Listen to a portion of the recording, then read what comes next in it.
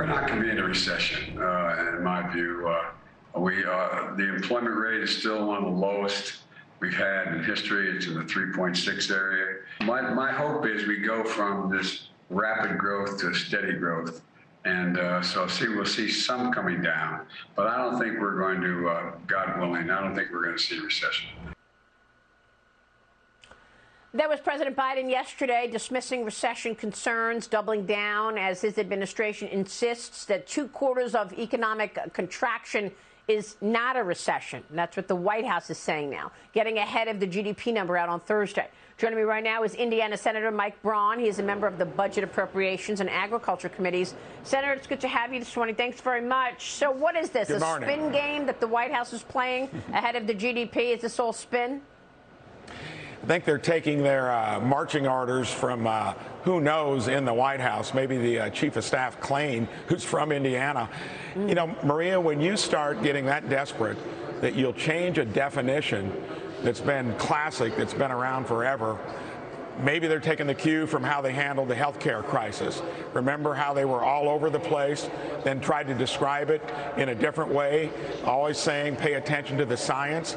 Here, what we're doing is seeing Janet Yellen, who should know better, is buying into it. Take the real cues. I check into it. Revenue figures for many companies that aren't public started flattening March, April, May, June. And sadly, all the expenses associated with shutting down the supply chain, China doubling down on it in its own country, some of the worst news is yet to come. We're going to be dealing with higher costs and revenues down. The classic case for even if things have been good on the sugar high of more government stimulus, Fed accommodating it, the indigestion is here. You can't change the definitions. Yeah, I know. It's really discouraging that the White House continues to misinform and spew out misinformation to the American people when it's like saying that the border is secure, right? I mean, we see what's happening at the border. We know that the border is not secure. It's wide open, and we've got fentanyl flowing in and terrorists coming in as well. But I want to get your take on the CHIPS package, because the Senate is expected to break this filibuster on the CHIPS bill around 11 a.m. this morning. We're told that it includes $52 billion to expand semiconductor manufacturing in America, Senator. But I want to get your take on it, because I'm told by Republicans in the Senate that this is just another spending package, that it is CHIPS Plus. And when I hear CHIPS Plus, my radar goes up. What is the plus? Is this going to be another boondoggle in terms of spending? When we all agree that we should be producing semiconductors in this country, is that what this bill does? Yeah, always be careful about CHIPS Plus or anything plus here. Yeah. Maybe they're talking about the fact it was supposed to be $250 billion, a much broader bill. And I believe China is our geopolitical foe, and they're going to try to win the war economically. That doesn't mean, if you even like some of the policy of a bill, that you don't look to see how it's paid for. I put a budget out on the floor last week that would make it easy for us to get back to fiscal sanity. Many Republicans voted against it. Sadly, this does not have a pay for. It's coming way late in the game. The chip issue is being addressed by many that are doing something already, and it smells of crony capitalism. Yes, we need to make sure we do more chip production here, but we ought to do it to where they've got plenty of capital. The balance sheets are good on these companies, not look to government, especially when it's going to be something long term. You know what that means? They're going to try to do more down the road, and to spend it, we'll borrow it again. Bad business plan. Well, what happened to the Senator Portman provision that would have ensured that the Chinese Communist Party was not stealing intellectual property, which is what they've been doing for decades? Why was the Portman provision taken out? And what's with the Democrats in China that they keep rolling over and putting in U.S. legislation exactly what the CCP wants?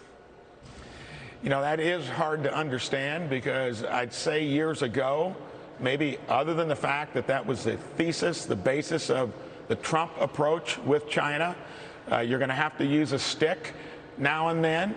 to keep them in line, and you can't trust them. They're not a handshake business partner.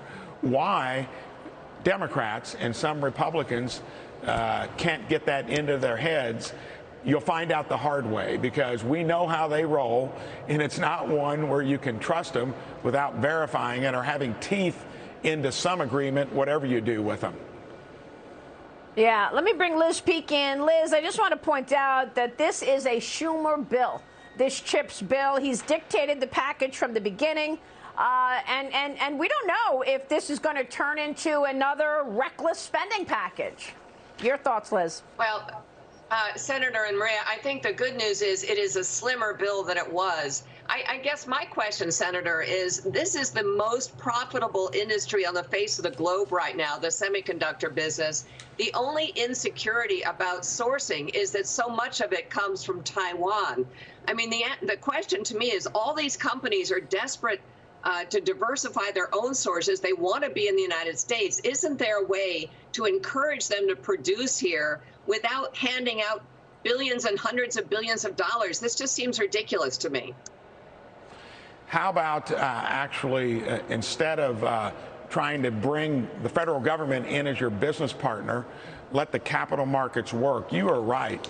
They are loaded with investment capital, and the only thing they did not do is they did not do it in a timely way. But when the auto industry shut itself down, when they gave up that chip allocation to consumer electronics, that set this in motion as well. You can't forget that. Big government, I've been here 3.5 years, and big business, sadly, are hand in hand. Many companies come into my office with their big hat in hand, talk about conservatism, and then want the federal government to be their business partner. I tell them, find a new business partner. It's bad in the long run. Yeah. Senator, is this the last final piece of business that gets done this week? The recess comes up August 1st. Is there anything else that gets done, or is this the focus this week? There's so many things the Dems would like to do because they're political enterprisers. They don't manage the floor time as well as they need to for their aspirations of more and more of everything. Yes, this could be it. We're here another week as a Senate beyond this week. The House is supposed to go home this week. That's the one thing that gets political enterprisers in trouble. They always get ahead of their skis. Yeah. Senator, it's good to have you this morning. Thanks very much. Mike Braun joining us this morning in D.C. We'll be right back.